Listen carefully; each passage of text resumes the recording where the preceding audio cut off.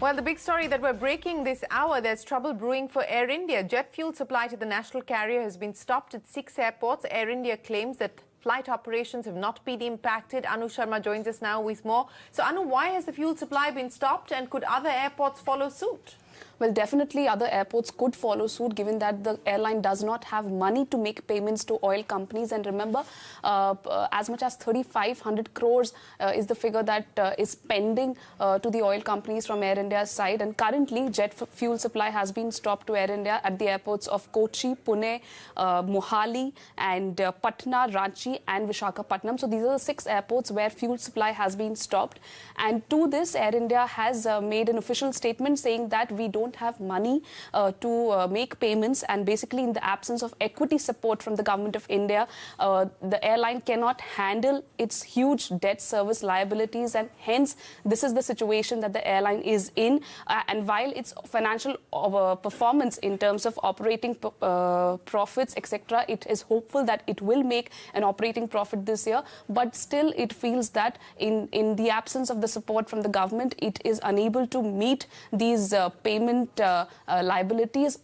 On the other hand, remember, this year the government has not given enough money to Air India. There was a turnaround package of around 30,000 crore which was released in 2012, but that entire money has been given to Air India, and still the airline has not been able to make profit, and the divestment road of Air India is still yet to take off. Back to you. Well, that's right. What happens with the Air India disinvestment? The question now is that if you want this to be a running operation, there is going to have to be money that will be pumped into the airline to keep it afloat till the time that you get a buyer for it. That process is yet to take off. Only the process for the subsidiaries of Air India is in the market, so to speak. But Air India itself, a fresh proposal, RFP, has not been floated for Air India's disinvestment. But till such time as the government can sell Air India, one would imagine that it will need to infuse funding into the airline to ensure that payments and payment obligations are honoured. Now, remember, Air India is the national carrier. What they owe money to is oil marketing companies also owned by the government. So this is an interesting development. 6 airports have stopped jet fuel supply to Air India. This has happened previously as well. Let's see how quickly this is resolved. In the past as well, it has been resolved, but we will have to try and see whether the fuel supply is resumed or whether this continues and impacts other airports as well. Now, a special court has remanded former Finance Minister P Chidambaram to 4 days of CBI custody in the INX Media case. The court has ordered that Chidambaram be produced before the court on the 26th of August. CBI had earlier sought his custody for 5 days and had told the court that he was not cooperating in the investigation. Chidambaram's counsels, however, argued that the CBI replying on a pre-charge sheet meant that investigation has been concluded. Ashmit, who was in court, joins us now. Ashmit, so 4 days, that is the remand granted by the CBI court in this matter. Take us through the operative part of the order. Well, it was a day of high drama once again, this time before the Special CBI Court. However, P Chidambaram maintained his calm. He maintained his composure. He walked in with a smile, walked out with a smile. But neither that smile nor the arguments of his counsels managed to get him any relief. The Special CBI Court has now remanded him for the next 4 days before the CBI. He will be at the beck and call of the CBI for custodial interrogation, and that is something that he was hoping to avoid. But that is, of course, something that the CBI had been seeking. Keep in mind that CBI, represented by the Solicitor General, Mr. Tushar Mehta, appeared before the Special CBI Court, where they argued that Chidambaram, despite the arrest, is not cooperating. They said that questions are being asked of him, but that he's not responding to those questions in a manner that the CBI had sought. In fact, they also went on to say that there's a very distinct and a special role that they believe, that the CBI believes Mr. P Chidambaram played in this entire exercise, in this entire case, and that is what needs to be developed, that there is a very distinct money trail, and that money trail needs to be tracked. Some tough questions need to be asked of him. He needs to be faced off with the documents as well as the witnesses in this case, and that is something for which they require custodial interrogation, and that they would be remiss, the CBI would be remiss, it would be failing in its duty if it did not go ahead with its statutory obligation of seeking custodial interrogation. Now, that was, of course, the sum and substance of the CBI's position. It was rebutted by Kapil Sibal as well as Abhishek Manu Singhvi. They argued that as far as he's not even named on the FIR, they argued, they also went on to say that people who are named on the FIR are all out on bail. They, in fact, went on to even say that members of the FIPB that is in question have not even been questioned. In fact, one of them has gone on to become the RBI governor.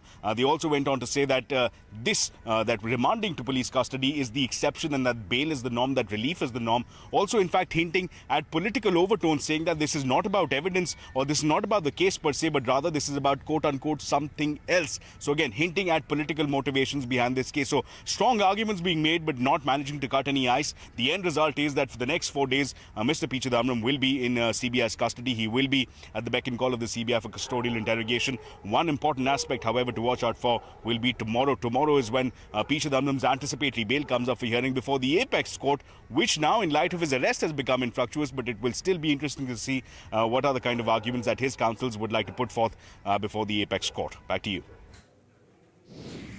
All right, Ashmit, appreciate you joining us. Well, it's a full-blown war in the eating out space. The restaurant industry is at war with the food tech service providers like Zomato, Easy Diner, Dine Out, and many more membership-driven apps. The logout campaign has gathered pace over the last week, and close to 350 restaurants have logged out from Zomato Gold program. However, Zomato's co-founder Gaurav Gupta expects to bring them back to the food tech company's fold soon after rolling out changes to the Gold scheme. Take a look. In India, we need to drive the consumption of the restaurant industry and have more people eat at restaurants. And I think both the restaurant industry and Zomato and other aggregators would want to do that. And that's been the objective. I think the discussion has been around whether we are doing too much of deep discounting to get the users to dine out at restaurants. Deep discounting is not favorable at all for any business at a sustainable level. Having said that, our focus has been to create programs which are unique, which actually act as triggers for users to go and eat out. And that's how Gold has been designed. Can it be improved? Absolutely. The last few days has been great in terms of the feedback we got from our restaurant partners. And based on that feedback, we were able to identify a select set of use cases which might be hurting the margin of the restaurant industry more than it should. And we've actually taken the step of correcting that. We always believed in the Gold product. It works very well in India as well as in international countries for us. We have 8 other countries where it runs. And essentially, the idea has been to improve that. And as we've actually made these changes, which makes it even better for restaurants, because I think from a feedback, we've got feedback of how it works well, what can be improved. Having said that, this will work even better for restaurants going forward. And we're already getting a positive response from restaurants, and some of the restaurants which are actually gone off the platform for this time being, they're planning to come back and go as well. Gaurav, can you quantify that for us? What is the total number of restaurants that have delisted from Zomato Gold so far? So from Zomato Gold, over the last week, out of the entire base that we have, close to 350 restaurants that opted out. And as I said, a lot of them have started to actually write back and come back to us, because what we've done over this exercise is try to get a clear understanding of what their feedback has been and already roll out changes without actually making any ado. And so we are actually trying to get even these restaurants back on Gold very soon. Well, that's Gaurav Gupta, the co-founder of Zomato, saying that they've brought in changes and hopefully they will be able to woo back customers who have logged out of the Zomato Gold program. Of course, the Restaurant Association says that this is old wine in new bottle. With that, it is time for us to wrap up this edition of What's Hot. Up next, we shift our focus to Dalal Street. The Sensex and the Nifty ended lower by 1.5% each, hitting the lowest levels in 6 months.